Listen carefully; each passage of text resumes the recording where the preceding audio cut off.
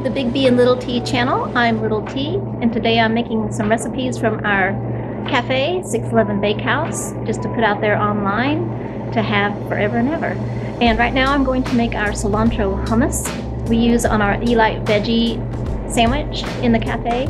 And we're just going to mix it up right now. I've already got a can of chickpeas that have been opened and have been chilling in the fridge. Normally I would just use it from a can just right off the shelf, but we already had these open last week because I needed to use the liquid, the aquafaba, from the can for baking. So we have that already in a container instead of a can. Let's get started. And we've got our chickpeas with some of the chickpea fluid in there. The aquafaba from the can, about 1/3 of a cup. And then we're going to add some lemon juice. For convenience factor, I'm using the bottled kind. I would do about 2 to 3 tablespoons. As you can see, I am not really measuring. We've got some chopped garlic. I'm going to put about 2 teaspoons in there.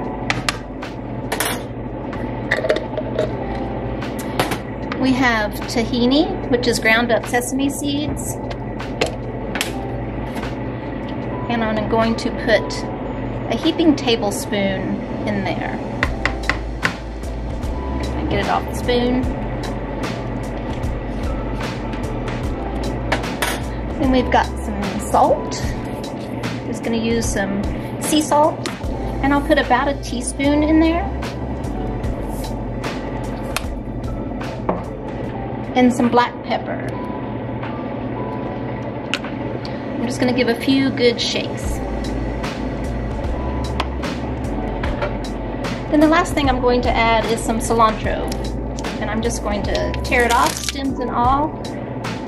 And it's probably about 1/4 to 1/3 of a cup.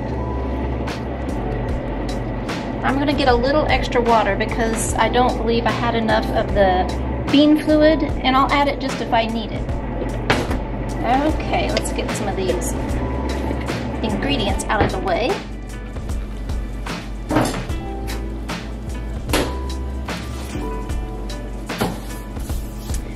And snap on our lid. This is a Cuisinart Mini Prep Plus, and I've been through 2 of these in the 13 years we've been here, so they last pretty long. It's got a chop and a grind, and I usually start with the chop and then do the grind, because if I start with the grind first, it kind of shoots up the liquid and it'll sometimes come out the edge. So we're going to start with the chop function, and it's going to be noisy.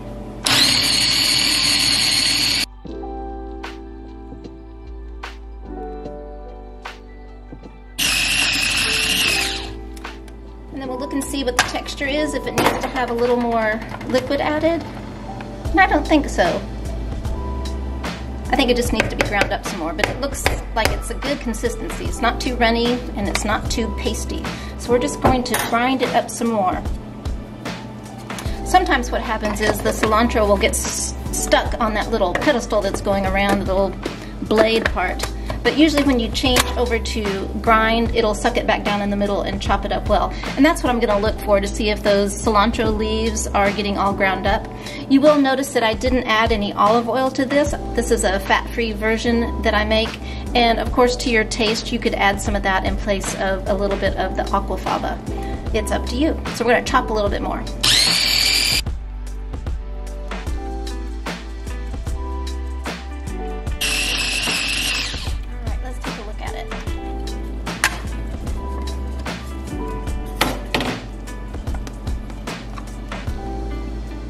See, it's gotten a little bit smoother. Looks really good to go on our sandwich, just the right texture. So what we'll do is just keep this in a container like this. Obviously I'll dump the water out, put a lid on it, and then we'll just serve it on top of our sandwiches as the spread for the Elite Veggie. It's also great to serve dipping vegetables if you're eating at home, spread in a wrap. It's really, really versatile. Everybody loves hummus, and this cilantro hummus is really tasty.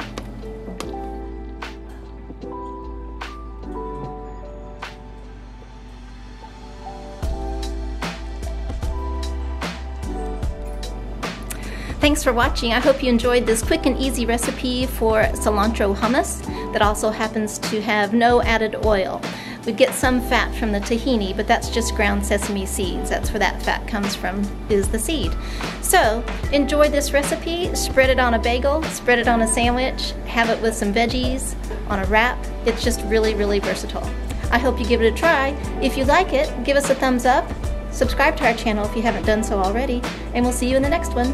Have a great day.